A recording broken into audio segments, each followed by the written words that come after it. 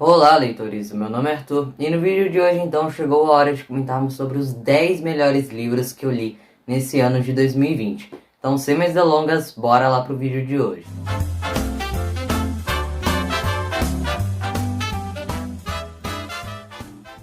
Bem, pessoal, lembrando que sim, vão ter vídeos separados para as melhores leituras de quadrinhos e mangás e um outro vídeo também para falar das melhores e piores edições lidas de Turma da Mônica Jovem do ano de 2020. Esse vídeo aqui é feito exclusivamente para os livros que eu li, então contam aqui romances, novelas e contos.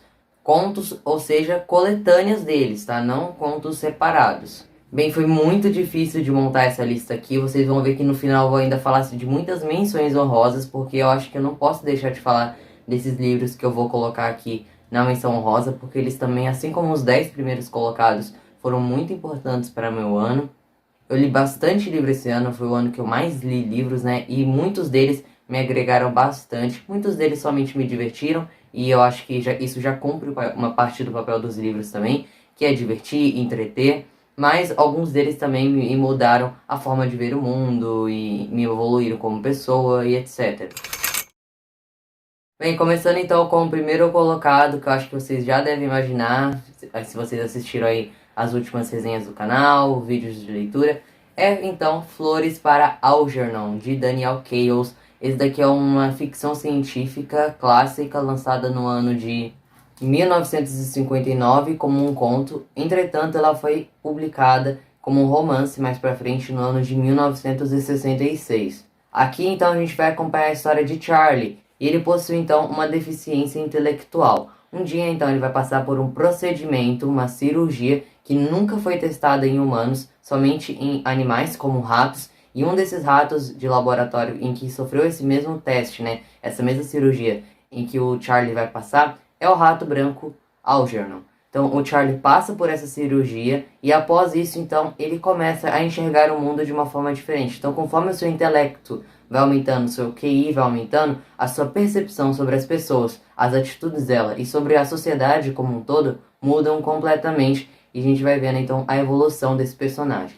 É o livro então escrito em forma de relatórios, escritos pelo próprio Charlie. Então aqui no início, né, a gente viu um Charlie bem mais inocente, um Charlie que também nem sabia escrever corretamente, então ele não sabia da gramática correta e tudo mais. Então o início do livro ele é escrito completamente de forma errada, assim, acentuações, pontos, vírgulas nos lugares certos, enfim.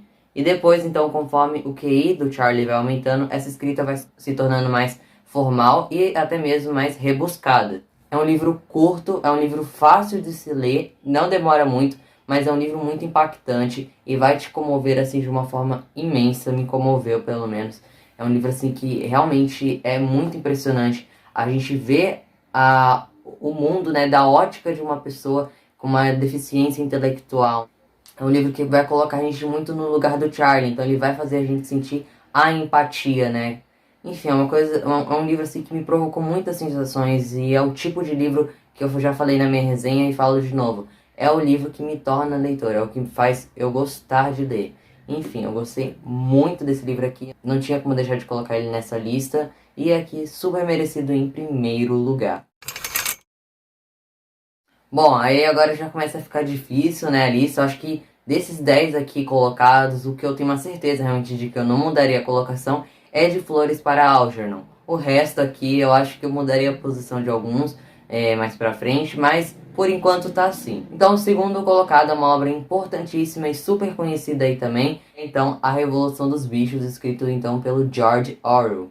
Isso daqui é uma fábula para adultos, ou quase isso, digamos assim. O George Orwell, na época que ele escreveu esse livro, ele queria também atingir o público infantil, tá? Com essa obra aqui, mas ele também queria atingir um público mais adulto. Então, existem duas formas de você ler esse livro aqui. A primeira forma é você ler só a história e não estudar o que gira em torno dela, né? O que o autor quis dizer aqui nas entrelinhas.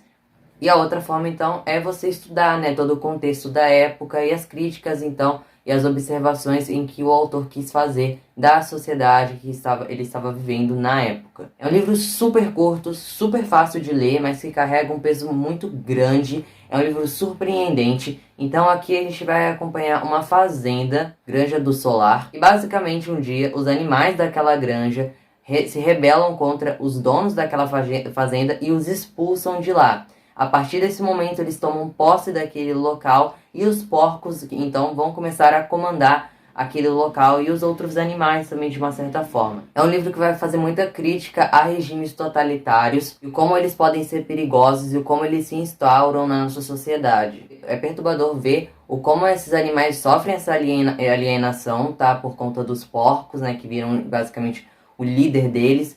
E o final dessa história aqui, gente, é impressionante. Então, leiam esse livro aqui, tá? É um livro muito necessário, não é à toa aí que está sobrevivendo aos tempos, né? Porque ele sempre tem algo a dizer. Eu acho que ele sempre vai continuar tendo uma mensagem muito forte.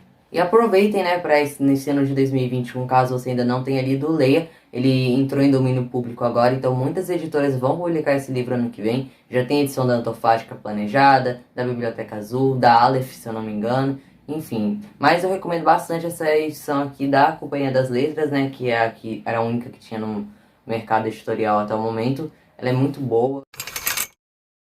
O próximo é um clássico moderno da distopia. Em terceiro lugar, eu coloco O Conto da Aya, de Margaret Atwood. Acho que é assim que se pronuncia o sobrenome dela. E o Conto da Aya aí ficou super conhecido, né, de uns anos pra cá, muito por conta da série, né, que é feita pela Hulu, se eu não me engano. Vai ter uma quinta temporada logo em breve. E tem uma continuação também desse livro aqui mais recente, né, que foi escrito bem recentemente pela autora, que se chama Os Testamentos, que eu quero ler logo em breve. E é um livro denso, é um livro muito pesado, é um livro que você tem que ter paciência para ler aos poucos, e não espere uma história com tantas reviravoltas. Não é isso que você vai encontrar aqui. Você vai encontrar uma história extremamente densa, pesada, e a autora ela não vai te poupar aqui de nada. Então ela não vai ter remorso por nenhum dos personagens. E é um livro muito forte também. Ele tem muita coisa a se dizer sobre a nossa sociedade e tudo mais. E enfim, gente, é um futuro distópico assim perturbador. A gente vê o que essa personagem passa aqui durante os seus relatos no decorrer da narrativa. E o final do livro ele é em aberto. Porém eu acho o final muito bom, muito interessante. E eu quero ver como a autora ela prosseguiu essa história aqui na continuação. Recomendo bastante o Conto da Aya. É uma leitura lenta, mas eu peço para que vocês insistam nele, pois é um livro que vale muito a pena e merecidíssimo aqui entrar para o top 10 melhores do ano. Em quarto lugar, então, um clássico da Emily Brontë, que infelizmente esse foi o único livro que ela escreveu, o único romance, né, escrito por ela. E eu tenho certeza que se ela escrevesse outros livros, ia ter outros livros assim tão incríveis quanto esse, que é então O Morro dos Ventos Vivantes, um classicão aí da literatura. É um livro considerado aí gótico, né, digamos assim, um romance gótico, algo desse tipo, puxado também pro drama. Enfim, é um livro longo também, como vocês podem ver. Eu fiz um vlog de leituras com ele nesse ano, e aqui a gente vai acompanhar a história de um casal, entre aspas, né, digamos assim, através dos tempos, e como doentia é essa relação. Na verdade, todos os personagens dessa história aqui são odiáveis e você não vai torcer necessariamente por nenhum deles, mas ver a relação, a interação em que eles têm e o quão doentio, né, a interação desses personagens é muito interessante de ver. A narrativa da Emily Brontë, o ambiente que ela constrói em torno dos personagens é muito bom. Então, acho que ela tem uma escrita assim muito boa. Então, esse livro, na minha opinião, ele ganha muito por conta da escrita. Enfim, um livro que foi publicado em 1847, que sobrevive até hoje, muito por conta da sua história ser tão tocante e ter essa escrita tão fabulosa que a Emily tem. Então, merecidíssimo em quarto lugar. Em quinto lugar eu coloquei então Fahrenheit 451. Aqui também há uma distopia que a gente vai acompanhar, uma sociedade onde os livros eles são proibidos. Os bombeiros que antes apagavam incêndios, hoje provocam incêndios em lugares então que são denunciados de pessoas guardarem livros. Porque você ter livros, né, com você é como se fosse uma coisa clandestina, né, realmente aqui dentro deste universo. A gente vai acompanhar a história de um bombeiro aqui dentro desse livro, que é o Guy, acho que é assim que se pronuncia o nome dele. E por diversos motivos, né, ele vai começar a se problematizar a sociedade em que ele está, se aquilo que está acontecendo é correto. ele vai começar a perceber a alienação que aquelas pessoas sofrem dentro daquele contexto. Enfim, é um livro também super perturbador e muito importante também. E é um livro também bem curto, fácil de se ler. Enfim, eu recomendo Fahrenheit 451 para todos. Bom, em sexto lugar, eu acho que esse daqui foi um dos livros que mais também me provocou sensações. E eu acho que também que faz muitas similaridades aí a Flores para Algernon. Para você ainda que não viu a minha resenha de Flores para Algernon, eu faço algumas comparações entre esse livro com também A Metamorfose de Franz Kafka. Esse foi meu primeiro contato com esse autor. E, gente, que livrão, hein? É um livro super curto, né, digamos assim, mas que tem uma história assim tão profunda e tão comovente também. Aqui a gente vai acompanhar então o Gregor Samsa. Ele vive com a sua família, ele sustenta basicamente aquelas pessoas, né, sua mãe, seu pai e a sua irmã mais nova. Mas, entretanto, um dia ele acorda de repente metamorfoseado em cima da sua cama num corpo que aparenta ser um inseto. Não fica explícito qual inseto ele se tornou, mas ele vira basicamente praticamente para as outras pessoas ao redor dele uma aberração. E a gente vai ver então como vai ser a interação dele com as pessoas de sua casa e o como vai se tornar a sua vida após isso. É um livro perturbador, é um livro muito triste também, mas eu acho que é muito necessário de se ler. A escrita do Franz Kafka é super imersiva também, a gente entra na cabeça do personagem realmente aqui dentro dessa história. E eu deixo super recomendado essa leitura para vocês e não tinha de como ficar fora dessa lista.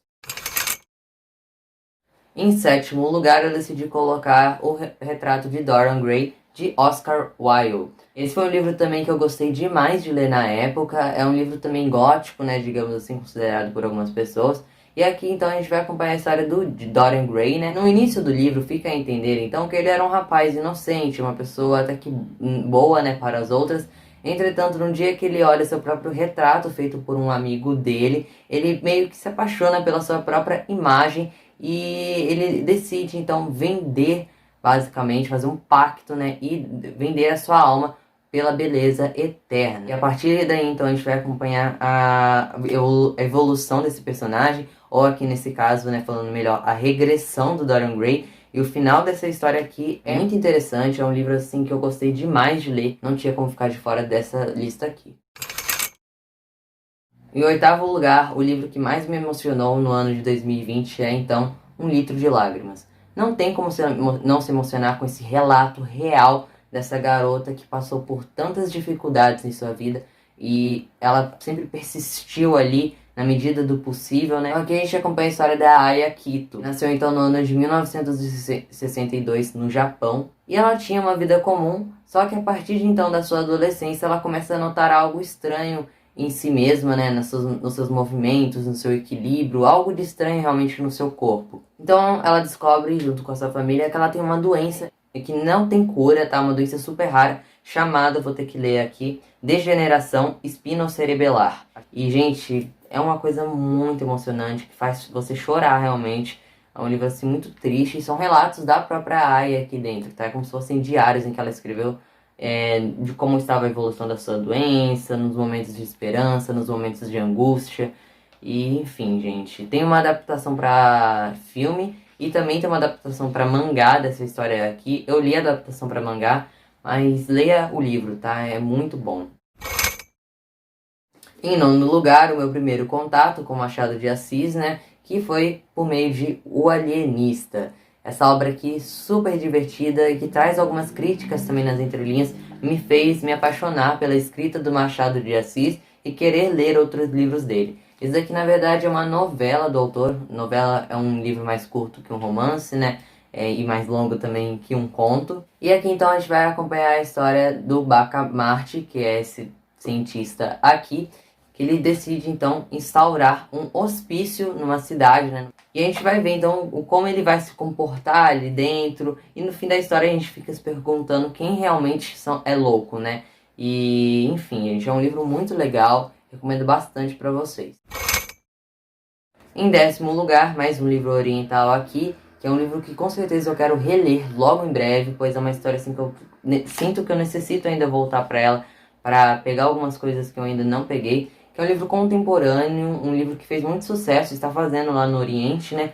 e foi trazido aqui no Brasil pela editora Estação Liberdade, que é a Querida Combine. Aqui a gente acompanha a história então da Keiko Furukura. Ela trabalha então numa Combine aos seus 36 anos. E ela foi uma pessoa que nunca se identificou muito dentro da sociedade. Ela nunca conseguiu se encaixar realmente. Então a gente acompanha a história desse personagem tentando de alguma forma se encaixar, né, ser aceita pelas outras pessoas, mas nunca conseguindo. Então é muito interessante a gente ver o que se passa na mente dela, sabe? Então é um livro assim que eu não sei se é para todo mundo, não sei se todo mundo vai gostar dele, mas dê uma chance, tá? Um livro bem curtinho mesmo, ó, e conheça aí a Keiko. Vou citar aqui rapidamente as menções honrosas nesse vídeo, que não podiam ficar de fora. A primeira delas, então, é sem dúvidas o Diário de Anne Frank, que desta vez foi, né? E aqui também a gente vai acompanhar um relato real da história da garota que viveu aí, né, a Segunda Guerra Mundial enclausurada junto com a sua família em um anexo secreto, né? Então a gente vê o dia a dia dela, as coisas que ela estava passando, o crescimento dela, enfim. É um livro muito comovente, muito tocante, muito verossímil, né? Até porque é um diário, então, gente, leia esse livro, é um livro extremamente necessário. O próximo foi a coletânea de contos de Edgar Allan Poe que eu li esse ano. Foi muito bom mesmo conhecer esse autor. Daisy Jones and the Six, né? Que é um livro aí super hypado junto com Os Sete Maridos de Evelyn Hugo, que é feito também pela mesma autora, que é a Taylor Jenkins Reid. E é um livro muito bom, eu consegui me imergir muito na história, na música e tudo mais. Leiam esse livro, é muito legal. Olhos d'Água, da Conceição Evaristo, também é uma coletânea de contos muito real, muito verossímil.